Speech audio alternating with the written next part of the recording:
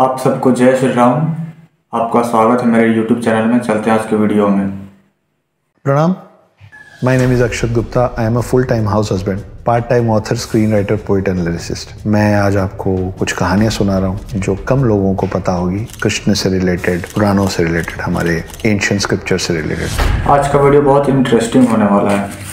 ये जो मैं बात करने जा रहा हूँ वो सभी माँओं और सभी बेटों के लिए। आप में से सभी लोगों का बचपन में कभी ना कभी हम लड़कों को ना लड़की का ड्रेस पहना दिया जाता है, जैसे बिंदी लगा के, लिपस्टिक लगा के और फ्रॉक पहना दिया जाता है। वो तस्वीर लगभग सभी लड़कों के पास अपने बचपन की है और उसको देख के हम लोगों को बड़ा एम्बेरसमेंट भी होता है, मजाक भी उठता है। अब वो तस्वीर देख के जब दूसरे देखते हैं तो हमको झिझक भी होती है, पर इसके पीछे भी एक कहानी है। तो हुआ ये था कि जब कृष्ण जी को बचा के यशोदा जी के पास ला दिया गया था और कंस की तरफ से आज का वीडियो सच में बहुत इंटरेस्टिंग है। को खत्म कर देने की, कभी कोई राक्षस आता था, कभी कुछ होता था। उनको इन सब राक्षसों से और नकारात्मक शक्तियों से बचाने के लिए यशोदा जी ने उनको लड़की का ड्रेस पहना के उनको बालक की जगह बालिका दिखाने की कोशिश की थी, ताकि ये सब नकारात्मक शक्तियां और राक्षस वगैरह कंफ्यूज हो जाएं और उन पे हमला ना करें। तो आपकी जो माएँ हैं वो सब यशोदा हैं और वो सब चाहती हैं कि उनके हाथ में जो छोटा सा बेटा है, हर यशोदा का कृष्ण है। तो आपको जो लड़की का ड्रेस पहनाया गया उसके पीछे भी हमारी एक पुरानी कहानी है, जिसकी वजह से हमारे साथ वो मजाक किया जाता है, प्यारा सा मजाक। जब आप शादी करें या आपके आसपास जो भी बेटा हो, जो भी लड़का हो, उसको एक बार ऐसे सजाइएगा जरूर। ये वैसी वाली बात है कि जो हम बच्चों को काला टीका लगाते हैं ना, ये किसी की नजर ना लगे, तो ये उस तरीके की एक चीज है कि एक बार ऐसा कर देने नकारात्मक शक्तियों से हम लोगों का बचाव हो जाता है।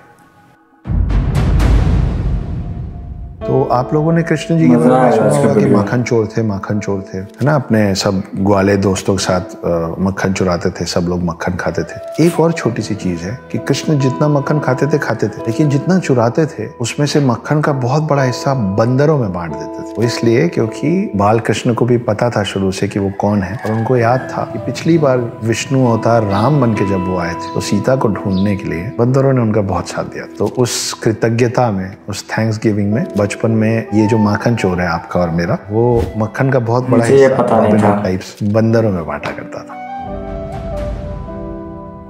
तो कृष्ण जी की जो ट्रेनिंग हुई थी वो उसका एक बहुत बड़ा हिस्सा उज्जैन में हुआ था। उज्जैन में एक ऋषि होते थे, ऋषि सांदीपनी। यहीं पे इनकी दोस्ती सुदामा से भी हुई थी। बलराम, कृष्ण, सुदामा, ये सब लोग इस उज्जैन के इस आश्रम में होते थे। जब उनकी पूरी ट्रेनिंग खत्म हुई, जाने के पहले वो ऋषि सांदीपनी के पास गए और बोले आप मुझसे गुरु दक्षिणा मांगिए। सांदीपनी बोले कि मुझे कुछ नहीं चाहिए, क्या ही मांग। तो कृष्ण जी ने उनसे कहा कि अगर मैं बिना गुरु दक्षिणा दिए आपके पास से चला जाऊंगा तो वो मेरे ऊपर एक भार रह जाएगा, तो जो आपको मांगना है मांगिए, मैं आपको दूंगा। तो सांदीपनी ने बोला कि मेरा एक बेटा था, वो खेलते खेलते समंदर के पास गया और चला गया, समंदर ने उसको निकाल लिया। ला सको तो मेरा वो बेटा वापस ला दो। तो हम लोगों को एक कहानी ये पता है कि कृष्ण जी कालिया नाग से लड़ने के लिए पानी के अंदर गए थे, लेकिन उसके अलावा भी एक बार वो पानी के अंदर गए थे। उन्होंने समुंदर को, सागर को ललकारा, बाहर आए और उन्होंने बताया कि एक शंखासुर नाम का एक राक्षस है जो समंदर के अंदर रहता है, और जिनको भी वो कैप्चर कर लेता है उनको मारता नहीं है, उनको अपनी सेना में राक्षस बना के जोड़ लेता है, ज़ॉम्बी टाइप। जब वो अंदर पहुंचे तो उन्होंने देखा बहुत सारे और ऋषि मुनियों के बच्चे और इंसान हैं जो सब राक्षस बन गए, और तब वो अंदर जाके शंखासुर से लड़ के ऋषि सांदीपनी के बेटे को वापस लेके आए गुरु दक्षिणा के तौर पे। ये एक और कहानी है जो कम लोगों को पता है। पता नहीं था मुझे।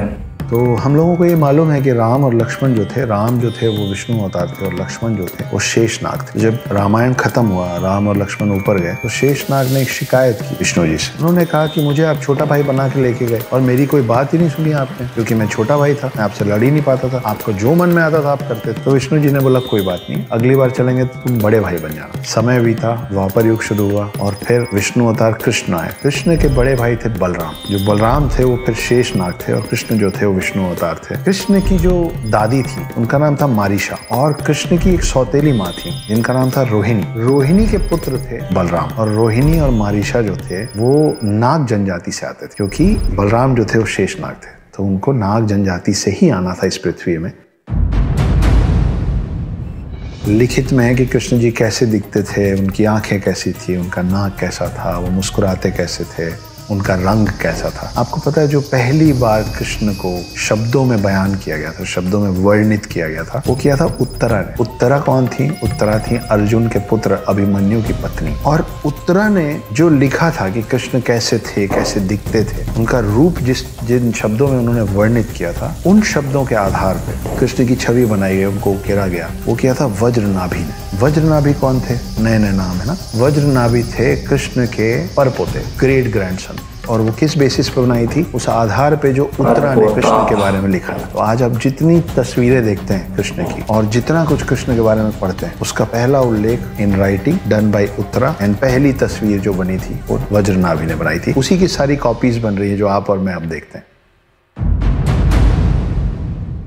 आप लोगों को पता है कृष्ण जी को ज्यादातर जगह जैसे चित्रित किया गया है, जैसे वर्णित किया गया है, जैसे उनके बारे में बात बताई गई है, जिस तरीके से उनको दिखाया गया, हर चीज थोड़ा आर्टिस्टिक थी। चलने का तरीका, बात करने का तरीका, मुस्कुराने का तरीका।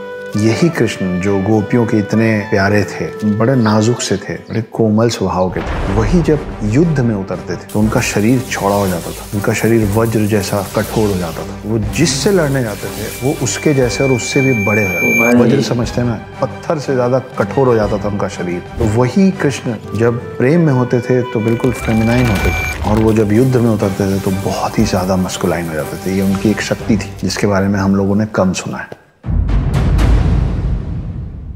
आजकल एक नई बात चल रही है हमारे भगवानों के बारे में। वो ये है कि तुम्हारे भगवान तो बड़े कमजोर थे, तुम्हारे भगवान रोने लग जाते थे, अपनी पत्नी को नहीं बचा पाते थे। इस तरह की बहुत सारी बातें होती भगवानों के बारे में। ये सब सच है, पर ये बोलने वालों को एक और बात नहीं पता है, मैं बता देता। हमारे भगवान बीमार भी पड़ते थे। एक बार कृष्ण बीमार पड़ गए थे, बहुत ज्यादा बीमार पड़ गए। तो वैद्य आए और बोले कि इनको प्रेम करने वाली कोई भी महिला अगर अपने चरणों की धूल इनके माथे पे लगा देगी तो ये ठीक हो जाएगी। और कृष्ण इतने बीमार पड़ गए थे कि मुश्किल हो गया था उनको ठीक करना। तो कृष्ण की 8 पत्नियां थी। सब लोगों के पास वैद्य गए और बोले आप अपने चरणों की धूल दे दीजिए, हम कृष्ण के माथे पे लगाएंगे, कृष्ण ठीक हो जाएंगे। इन सब ने बोला नहीं, कृष्ण हमारे पति हैं, पति परमेश्वर होता है, कृष्ण अपने आप में इतने महान है, उनके माथे पे मेरे चरण का धूल लगेगा तो मुझे पक्का नरक मिलेगा, मुझे ये पाप नहीं करना, मैं नहीं करूंगी। जब 8 की 8 पत्नियों ने ये करने से मना कर दिया तो ये वैद्य लोग जो थे वो गए गोपियों के पास, और गोपियों से जब यही बात कही गई कि कृष्ण के माथे पे आपके चरणों की धूल लगानी, तो सारी गोपियों ने अपने चरण का धूल निकाल के दे दिया। वैद्यों ने पूछा कि ये पाप आपको लगेगा, आप नरक जाएंगी अगर आप ऐसा करेंगे, फिर भी आप करने को तैयार। तो सारी गोपियों ने बोला कि हम कृष्ण से इतना प्रेम करते हैं कि कृष्ण के लिए तो हम नरक भी चले जाए, अगर कृष्ण के भले के लिए हमको तकलीफ झेलनी पड़ेगी तो हम उसके लिए तैयार। तो ये होता है असली प्रेम। फिर गोपियों के चरणों की धूल ले जाके कृष्ण के माथे पे लगाया गया और कृष्ण ठीक हो गए। कृष्ण जी के बारे में बहुत सारी चीजें बहुत सारे लोगों ने अलग अलग तरीके से लिखी। एक अजीब सी बात यह है कि पुरानी जितनी भी चीजें कृष्ण के बारे में लिखी हुई हैं, राधा का कहीं जिक्र नहीं। राधा का जिक्र बहुत बाद में आना शुरू हुआ है लेखन में। उसमें से एक लेखनी है जो कविताओं में पूरा कृष्ण के बारे में सब कुछ लिखा हुआ है। उस लेखनी का नाम है गीत गोविंद। ये लिखा था जयदेव ने। जयदेव बहुत बड़े भक्त थे कृष्ण के। तो एक बार हुआ यूं कि जयदेव बैठ के कृष्ण पे कविताएं लिख रहे थे, उन्हें उनकी कहानी गढ़ रहे थे कविताओं में, और एक प्रसंग आया उनके मन में। वो प्रसंग ये था कि राधा पूरी तैयार होके कमरा सजा के बैठी हुई थी, कृष्ण के आने का इंतजार कर रही थी। जब कृष्ण आए और राधा उनके पास गई तो कृष्ण के कंधे पे किसी और युवती का बाल था। ये बात राधा को इतनी तकलीफ दी कि उसके बाद राधा कृष्ण से कभी मिली नहीं। जब ये बात जयदेव को लिखनी थी तो जयदेव को समझ ही नहीं आ रहा था कि मेरे आराध्य हैं ये, मैं इनका भक्त हूँ, मैं इनकी इतनी पूजा करता हूँ, मैं ऐसी बात इनके बारे में कैसे लिखूं, जिसको राइटर्स ब्लॉग बोलते हैं हमारे भाषा में। वो सोचते रहे, उनको लगा मैं ये नहीं लिख पाऊंगा, मैं नहीं लिख सकता। उन्होंने सोचा लेट्स टेक अ ब्रेक। उन्होंने अपनी पत्नी को बोला कि मैं नहा के आता हूँ, मेरे लिए खाना तैयार कर देना। जयदेव चले गए। पत्नी मान के चल रही थी कि 1 घंटा लगेगा, जाएंगे, नहाएंगे, लौटेंगे, लेकिन 10 मिनट में जयदेव वापस आ गए। पत्नी देख के चौंक गई। पत्नी बोली कि अरे आप इतनी जल्दी वापस आ गए, कैसे, खाना लगा दूं? तो जयदेव ने बोला कि हाँ, मुझे समझ में आ गया कि मुझे वो शब्द मिल गए जिन शब्दों में मैं वो कविता लिखूंगा, जिसमें मैं इस बात का वर्णन करूंगा कि कैसे राधा ने कृष्ण के कंधे पे बाल देखा किसी और युवती का और नाराज हो गई। वो बैठे, वो लिखे, तब तक खाना लग गया। उन्होंने फटाफट कविता में इस बात को ढाला, वापस जाके बैठे, खाना खाए। जयदेव के खाना खाने के बाद उसी थाली में बचा कुचा और डाल के खाना खाती थी। मतलब कुल मिला के जयदेव का जूठा खाती थी प्रेम में। जयदेव खाना खत्म करने के बाद उठे और बोले कि मैं फिर से नहा के आता हूँ। पत्नी को कुछ समझ में नहीं आया। जयदेव उठ के गए, पत्नी उसी थाली में बैठ के खाना खाने लग गई। 5 मिनट बाद जयदेव वापस आ गए और बोले कि बहुत जोर से भूख लगी है प्रिय, खाना लगाओ। पत्नी परेशान, बोले आप अभी तो खाना खा के गए। जयदेव ने बोला मैं खा के गया? मैं तो 1 घंटे पहले नहाने गया था, नहा के अब लौट रहा हूँ। तब उनको और उनकी पत्नी को समझ में आया कि जब जयदेव नहाने गए हुए थे तो पीछे से कृष्ण आके अपने भक्त की मदद करने चले गए थे। कृष्ण जयदेव का रूप लेके आए। वो चीज जो जयदेव अपने हाथ से नहीं लिखना चाहते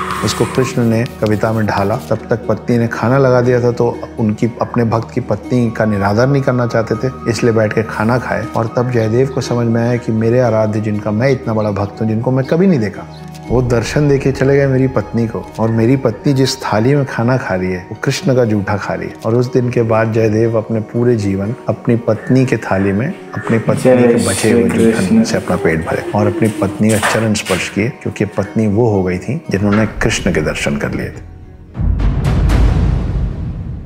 आप लोगों ने 3 इडियट्स देखी है? मैंने देखी है, बहुत अच्छी फिल्म है। इसमें आमिर खान का जो रोल है, जब वो कॉलेज में होते हैं तो उनका नाम होता है रणछोड़ दास श्यामल दास छाछड़। याद है? रणछोड़ जो नाम है वो भी कृष्ण का एक नाम है और ये नाम उनको इसलिए मिला था क्योंकि वो रण को छोड़ के भाग गए थे। ये सच है। तो हुआ ये था कि जब जरासंध ने हमला किया था कृष्ण की नगरी पे, तो कृष्ण ने ये निर्णय लिया कि ये लड़ने का वक्त नहीं है। तो सारे जो यादव थे, जो बहुत अच्छे लड़ाकू थे, योद्धा थे, वो रणभूमि छोड़ के जाना नहीं चाहते थे। उन्होंने कहा हम लड़ेंगे, भले हम लड़ते लड़ते मर जाएंगे, लेकिन हम अपनी भूमि के लिए, अपने राज्य के लिए लड़ेंगे। और तब कृष्ण जी ने कहा था कि हमेशा युद्ध ही एकमात्र जरिया नहीं होता है।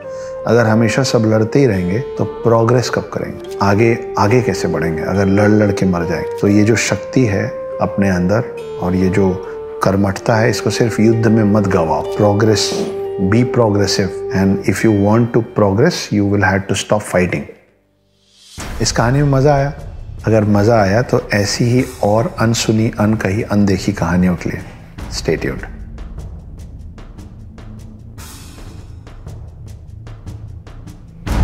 आज का वीडियो यहीं तक। जय श्री राम, हर हर महादेव।